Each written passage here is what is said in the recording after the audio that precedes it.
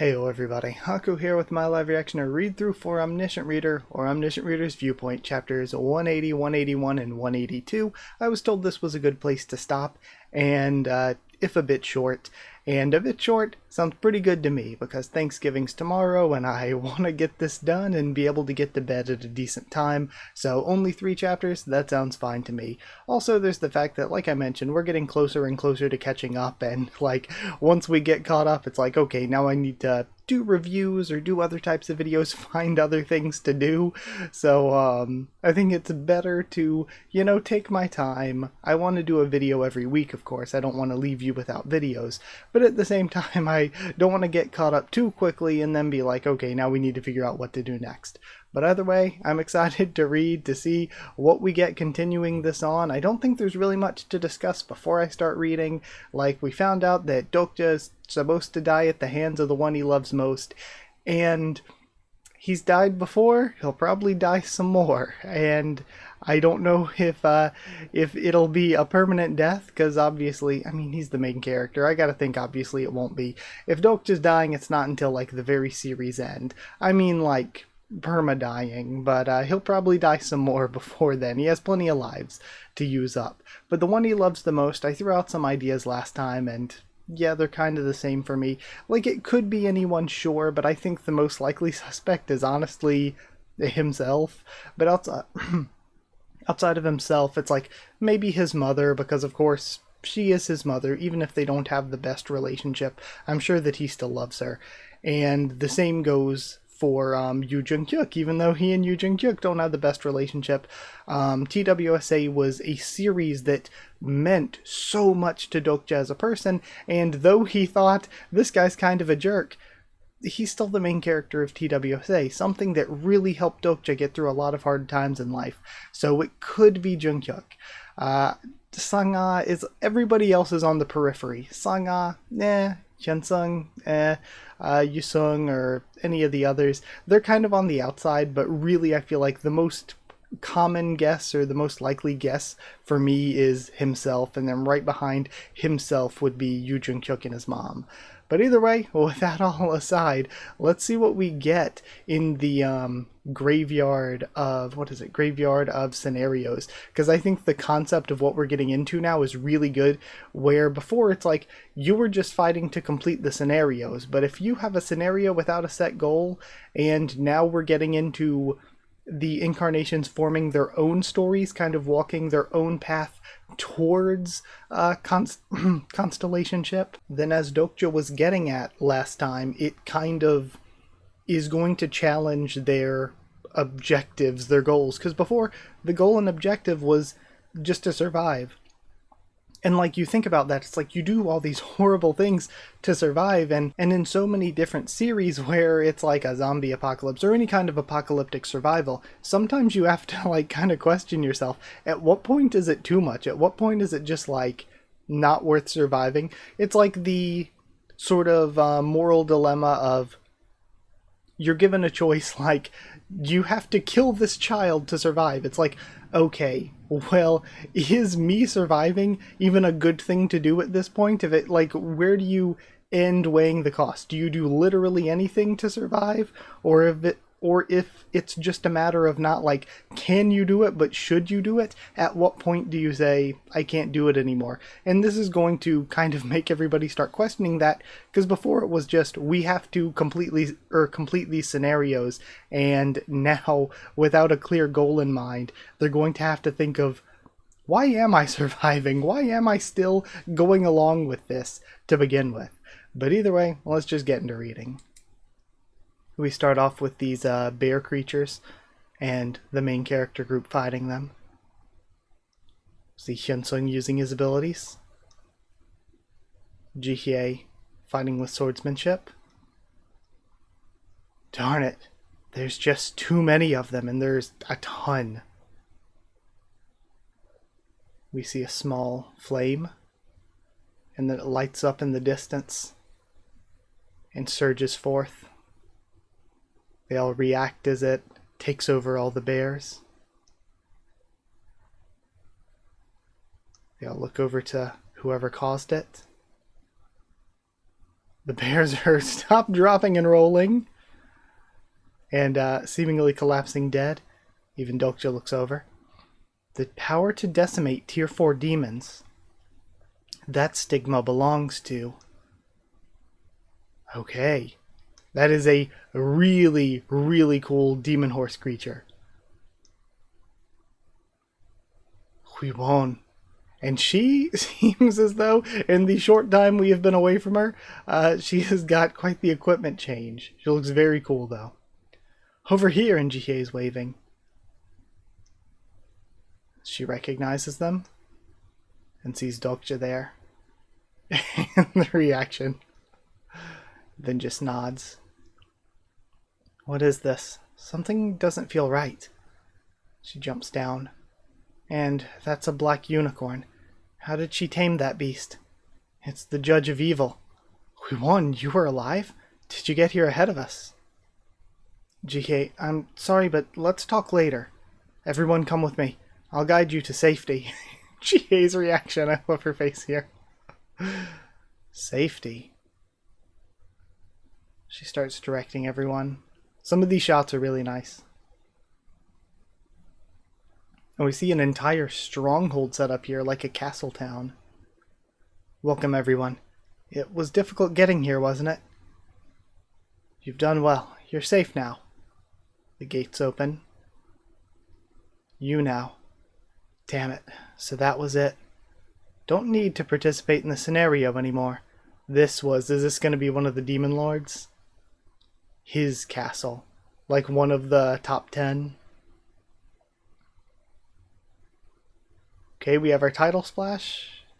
Okay, Graveyard of Scenarios Part 3.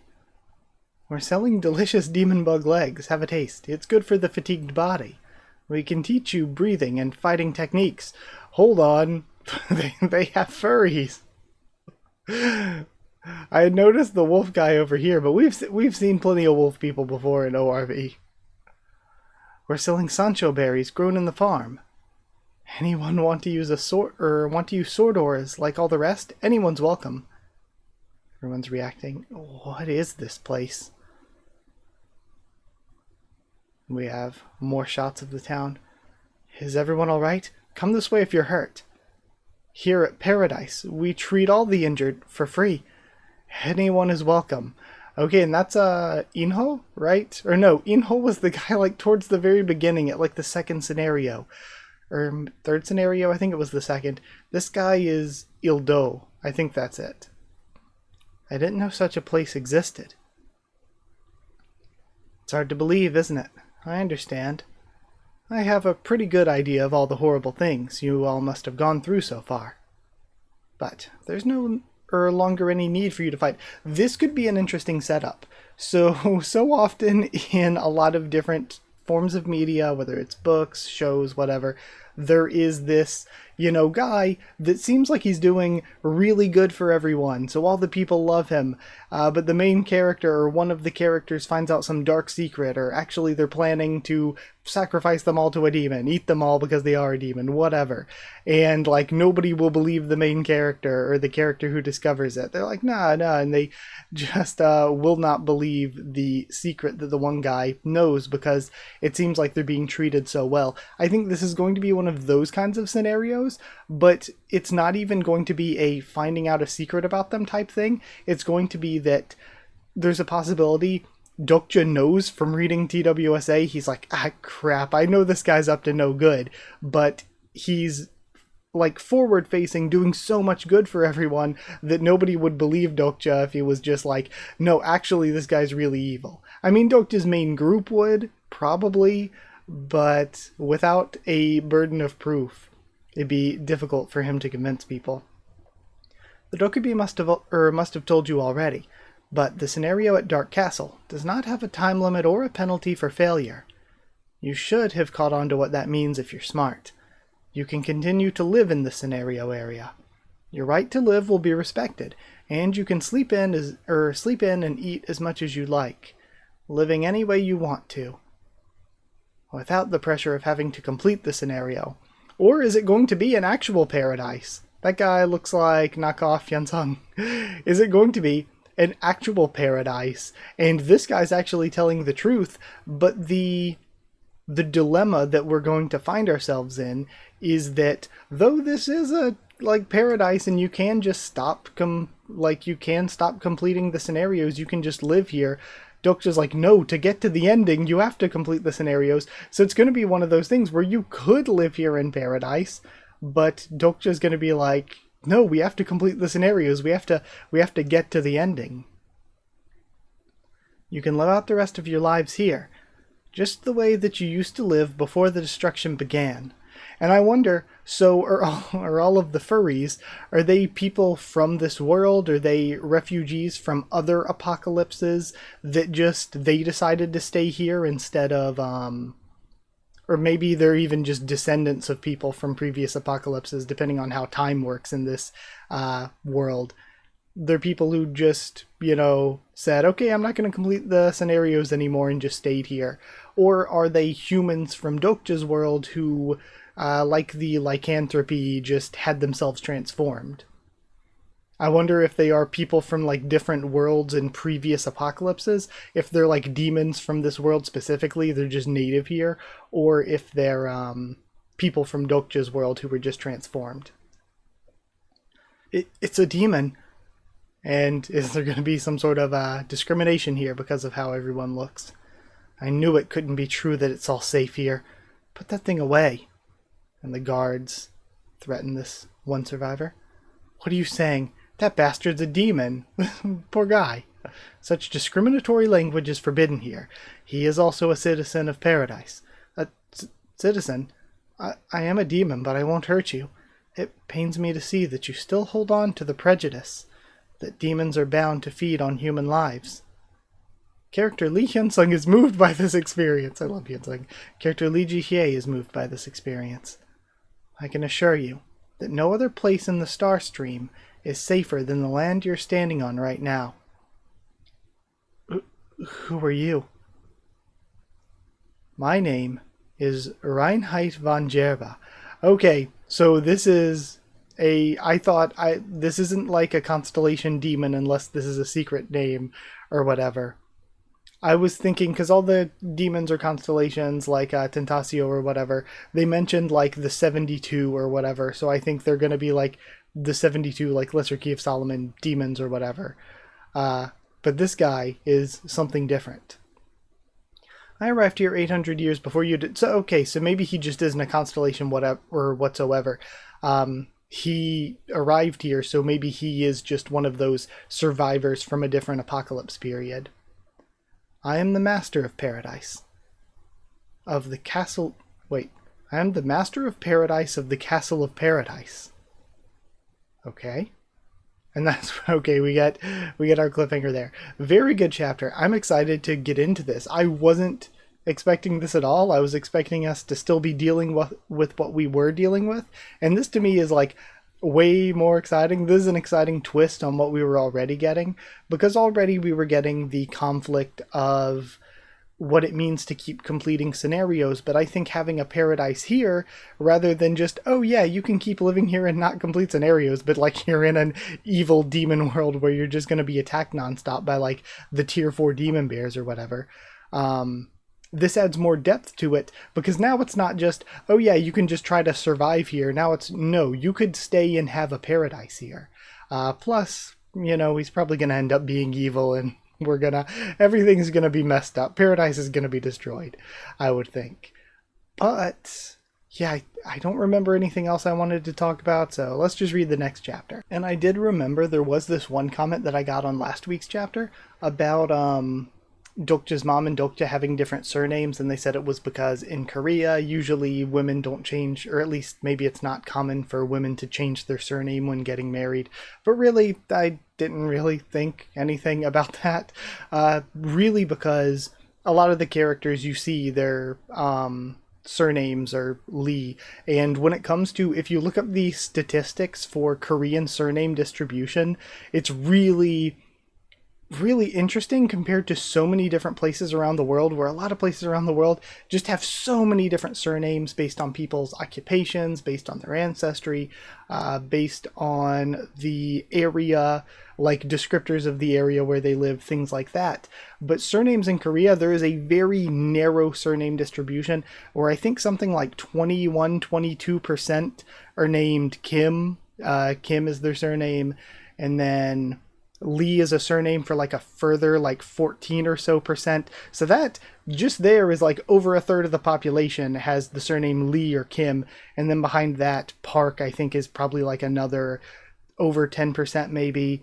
You've got like Chung or Jung and Choi, which are both probably like almost 10% each. So you're getting like well over 50% of the population with just 5 surnames. So there's a really narrow surname distribution. That's why you see a lot of the characters here in ORV have the same surname, even when they're completely unrelated, like Jihye and Jensung. But either way, moving on from that, actually reading 181. My name is Reinheit von Gerba. Alright? I arrived 800 years before you did. I am the master of the Castle of Paradise. Okay, so maybe that was a translation mistake last time, since they changed it for this one.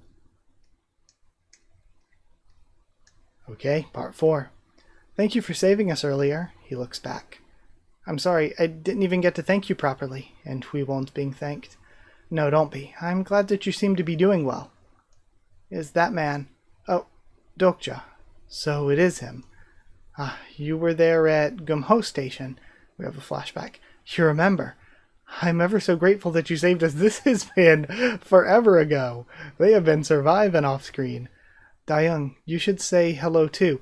And it's interesting that they have been changing these past few chapters the EO to OU. Hello. And he sees them off. Congratulations on your resurrection. It took a while this time. You don't sound too happy. Dokja, can we talk in private for a moment? We see some of the others going to these shop stalls. It was 4 days ago that I arrived here in Paradise. On my first day, I distrusted everything. On my second day, I suspected everything. And then I started wavering on my third day. And today is my 4th day, when you arrived here. All of a sudden I started thinking, is it any meaningful for us to continue clearing the scenarios? Isn't that too quick for you to waver like that? Or maybe I've been feeling that way deep down inside all this time. Let go of me. I can just pay you, can't I? I'll pay for everything I stole, so let me go. And we have somebody yelling. This place is safer than Seoul. It seems that way. The different species don't discriminate against each other, and they're willing to help each other out when the need comes. There's a house for everyone to live in, and there's work for everyone. You don't have to worry about being betrayed by your friends, or being attacked by monsters at night. Let me tell you, I would be swayed. Because, gosh, it's so tough. As a reader, I can understand, like, oh, there is probably some end goal to keep continuing, to keep getting stronger. But there is this part of me that's like, what if we just work together to build Paradise and get strong enough to resist within, the walls of Paradise, essentially? What if we get strong enough to resist the Starstream from in here? And that's kind of a bad way to think about things, because the Starstream seems kind of irresistible. Like, even the constellations are subject to it. But it's like, okay, continue completing scenarios. I'm going to have to sacrifice a lot. I'm going to get stronger, but I could technically get stronger here just by going out and hunting demons and stuff, right? So I would be conflicted. And also it's like, okay, what is the end goal? Let's say I keep completing scenarios. Let's say I survive the apocalypse. Even if you survive, even if you, like, how do you even survive? Do you have to raise yourself to the rank of a constellation, basically? And even if you do, is it worth it? Like, the constellations don't seem like they live perfect lives either. It's like, would I rather live in the situation that it seems like Persephone's living in, where she's, in the castle of the underworld, hanging around, she's got to eat stories or whatever? Or would I rather hang out in this like cool town full of all these different species of people? It's like, this seems like a funner existence, honestly, than even being a constellation seems at the moment. And even if you do make it to constellation status, you can also still regress as a constellation. You can still get weaker. You can still even be kicked out of being a constellation and become one of those Dokkaebi guard things that we saw before. So honestly, this kind, like, Paradise seems like a legitimately good deal. So I don't know. I would definitely be tempted. You don't have to live by being chased, or don't have to live being chased by the scenarios. And you don't have to keep having nightmares that you killed someone. And also, you don't have to end up losing anyone anymore. Junqui won the Judge of Evil. I brought her up myself after I entered this world. And again, it's one of those things where she's the Judge of Evil, and it makes sense because you continue on in the scenario, you have to kill other people who are, for the most part, just trying to survive. So morally, you kind of remove yourself from that system of violence. She was someone who had to kill so that I could go on not killing. You're free to stay, or if you like it here. And she's surprised. I also think this place is very safe. It could be that this is the safest place we can find out of all the scenarios. And she's surprised that he's not fighting back against it. Do you plan to? Yes. I won't be staying here. And of course, I like this dilemma too. I think the dilemma gets even better if Gerbil, if the gerbil who runs this place, if he isn't actually evil, which I think he's probably going to end up being just because story and all that, more drama, but if he isn't evil, if he's like actually just a good guy and this is actually a paradise, it really just deepens the dilemma, because Huiwon's right from her perspective to want to stay here, to not have to keep going into the cycle of violence, the cycle of killing that she's been stuck in. Morally, she's right for that, but also it makes it a deeper conflict, because Dokja is also right to be like, yeah, I could stay here and live in paradise, but he has an ending he wants. He has something he's working for. He has a goal. And it's one of those things where I'm gonna relate this to something that I love about Skyrim. The video game Skyrim, I'm sure the vast majority of you are familiar with because it's one of the most famous of all time. But one thing that I always say makes it one of the best role-playing games of all time is that you can just start a new game of Skyrim, and if you want to, you can make it a farming simulator. You can go out, pick crops, or you can hunt for the wild deer and stuff, turn in the money, you can trade for things, you can buy land, build your own farm. So it's like, you can do that. Or you can go off and just be a thief. You can go off and be a mage. You can go off and do all of these different things. You can focus on the civil war that's going on in Skyrim.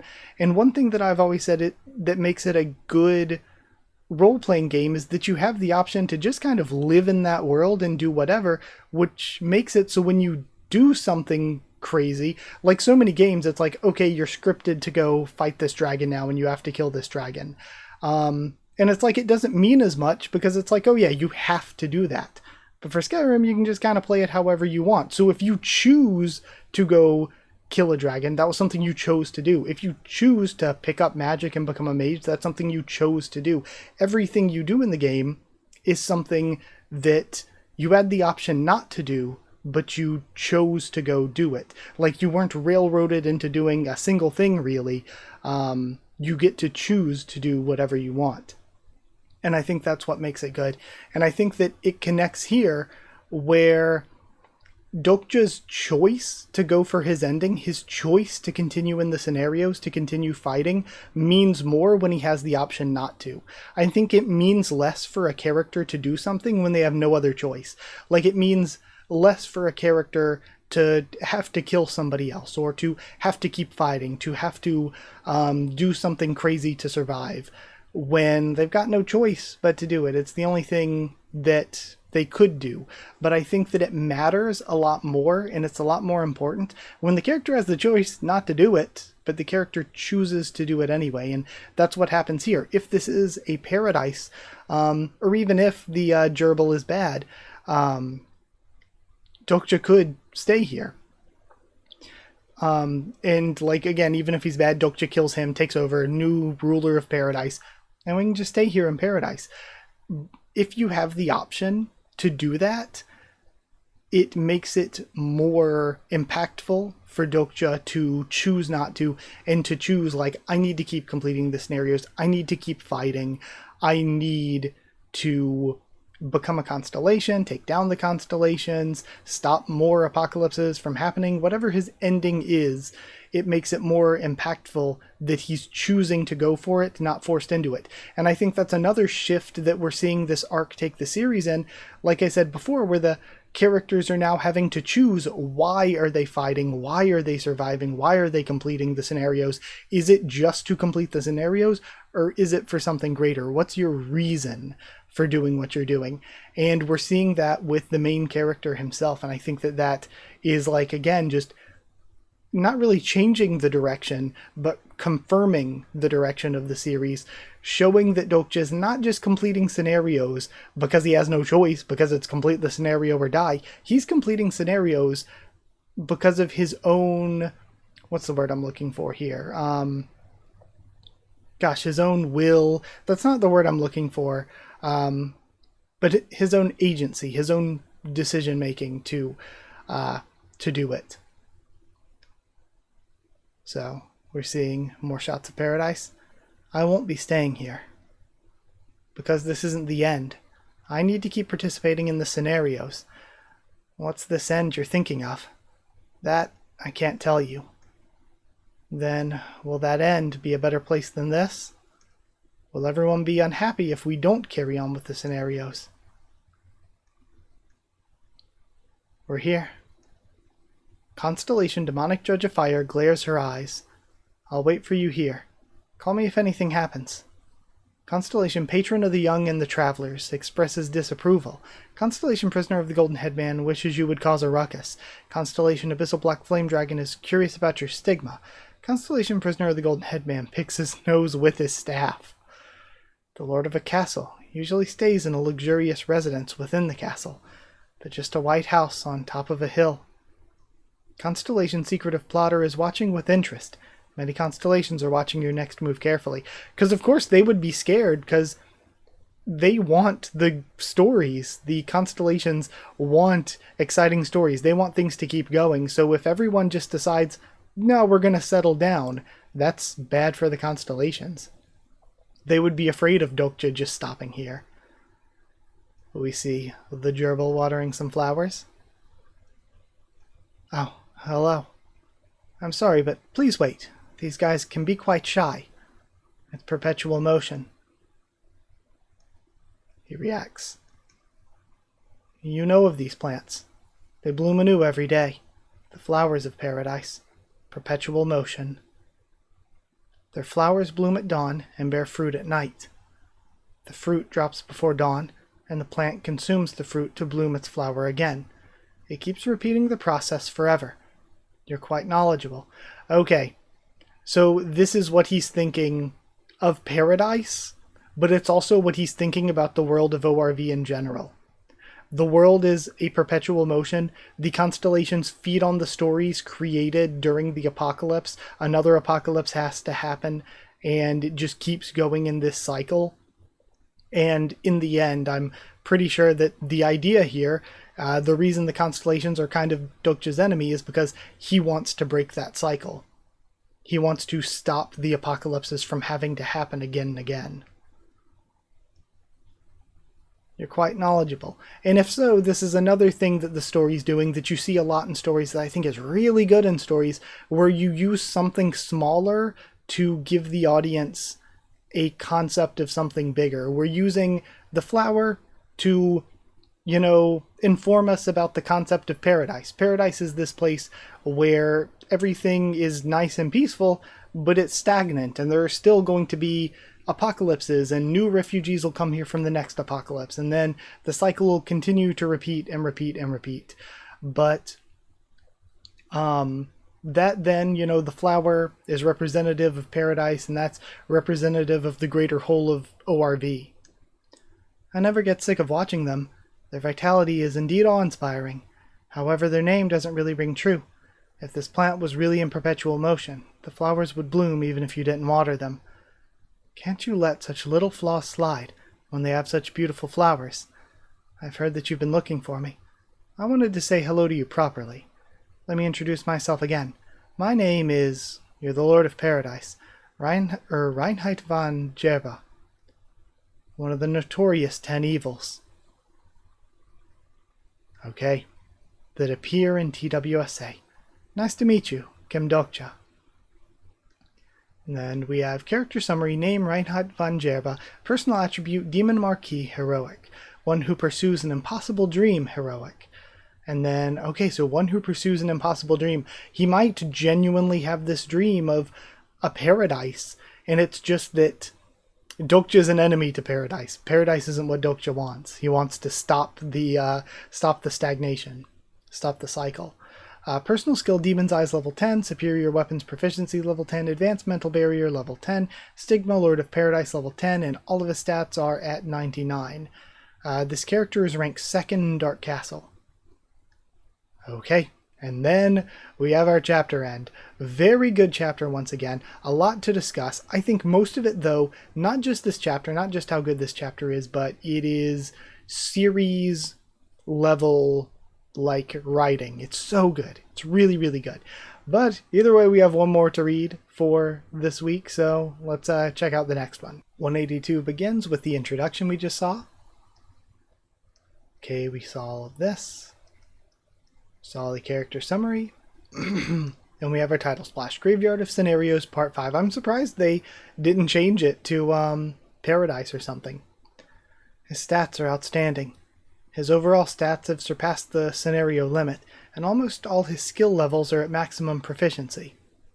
Why did you want to see me? I was curious about the rumors I heard about you. The moment you entered this scenario, all sorts of beings have been talking about you. I could not help but feel threatened. You're quite humble for a Demon Marquis who's ranked 2nd. I'm surprised you know that. You've really done your research. Should I attack him now? It's not that I don't stand a chance, but if I kill him, this paradise will... In the world I come from, Dark Castle was the 34th scenario. I remember the moment I fell into this place 800 years ago, when these plains were completely empty. All I had was my rank.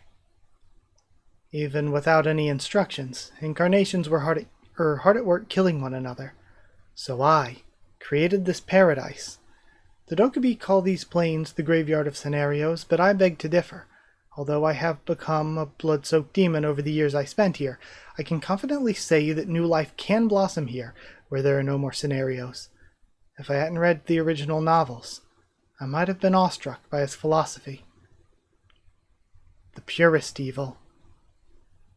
This is what Junkyuk called Reinheit in the novel.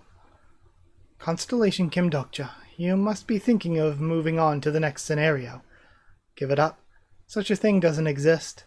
Many powerful men sought out the hidden scenario, but none of them ever managed to clear Dark Castle. They just ended up in despair at the vanity of the scenarios.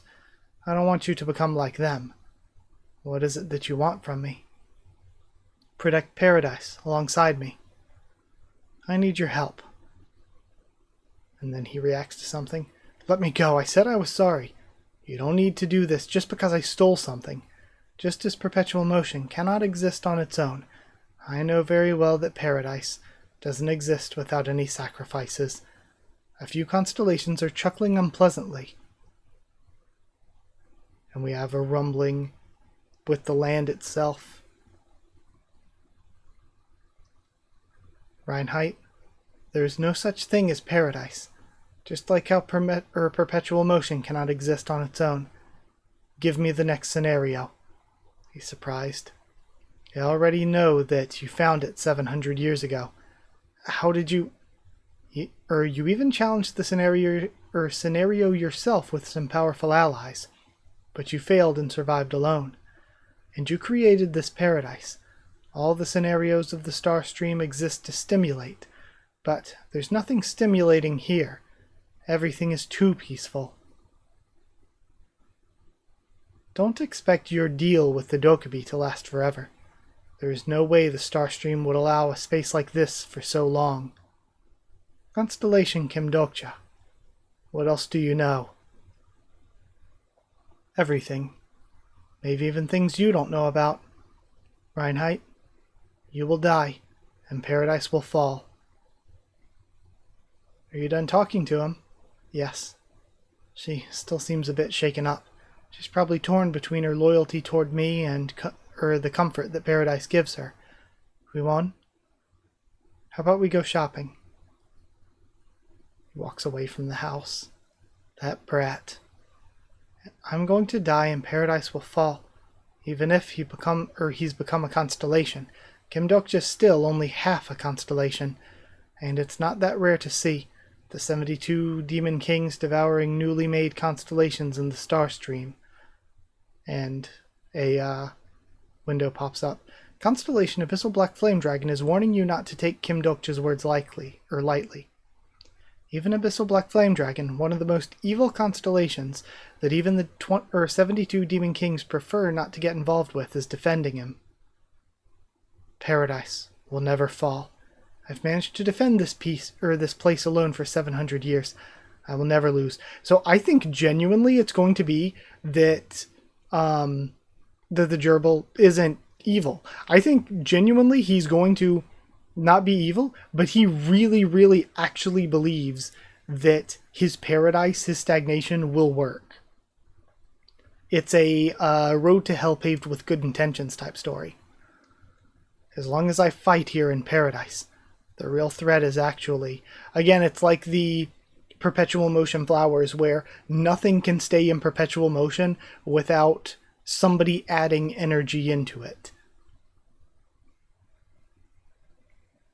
We see the flower turning to the fruit and dropping.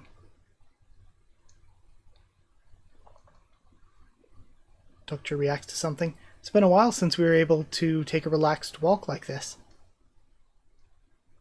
We have the town at night. Don't you have anything you want to ask me? What should I ask? My favorite color or my favorite food? You wouldn't ask those questions even on a blind date. Have you been on one? What do you take me for? It's just that we've never talked about things like that. We never told each other what we used to do, what schools we went to, what our cell phone numbers are, where we used to live.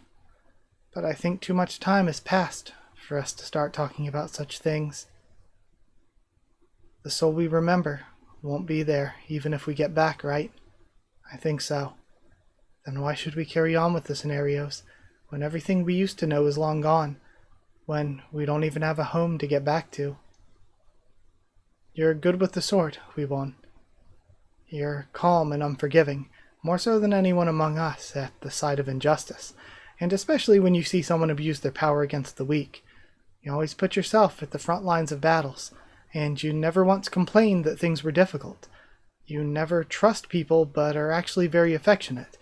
You're also the first to come running when a companion falls in danger. Don't you think I know enough about you? That's not the kind of person I am, but that's the Huibon I've seen for myself. This is interesting, because she's seeing how well a person knows a person from the perspective of before, where she's like, you know, in order to know about you, Dokcha, in order to know about anyone, I would have wanted to know this or that, and I don't know that about any of you, and I don't think that we're ever going to get back to that, and that's a really logical sadness to have over the loss of everything you knew, that it's not ever coming back. But from Dokcha's perspective, knowing a person isn't those things. Knowing a person is seeing how they've acted in these scenarios. Which again is maybe Dokcha becoming a little more Constellation-like, but not necessarily in a negative way. You'd do great on a blind date, Dokcha. I only know these things about you because you kept participating in the scenarios. We don't have a home to get back to. That's the very reason, but the story, why I think we should keep working on the scenarios. continues on. Geez, the item you commissioned to be made has arrived. Well, that was a bit difficult for me to understand. I'm not saying this in the hopes of having you act a certain way, Huiwon. All you have to do is keep living life the way you used to. An item made from a fire dragon's bones, heart of a demon, and the nucleus from various monsters that only Jung Huiwon can use in this world. Again, like I mentioned earlier, in Korea, like over half the people having like Jung Choi, Kim, Lee, or Park as names. We haven't seen any Park, I don't believe. But again, we have Jung Huiwon can use in this world. You gave Jung Huiwon the Sword of Judgment. This is...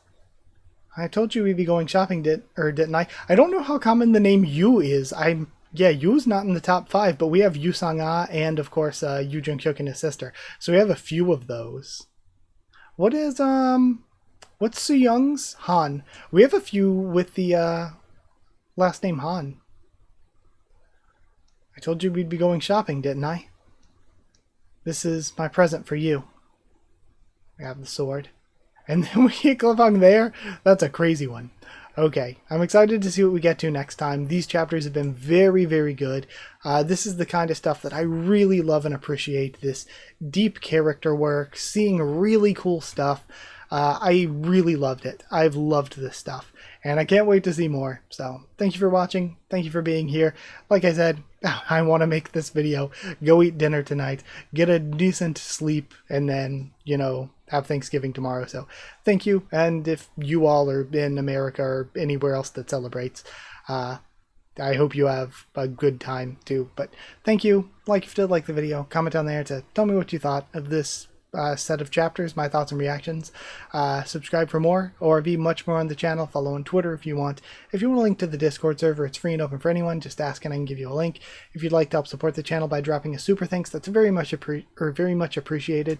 But if you want to help support the channel and also get your name at the end of videos, also get One Piece videos a bit early, then hit join down below to become a member, or go to patreon.com/HakuOfTheTubes, or a link will be in the description to become a patron. Thank you to people who are already patrons and channel members. Thank you to Chosen Regular Evan Holly, Magical Girls, FRNono, JA, and the D-Van, Cheriton Students, David Langstaff and Folded Gold, Slayer Candidates, SG and Stan Cedar, and Pure Element Pate Ardeal. Thank you so much for your support. Thank you for watching, and I'll see you all next time.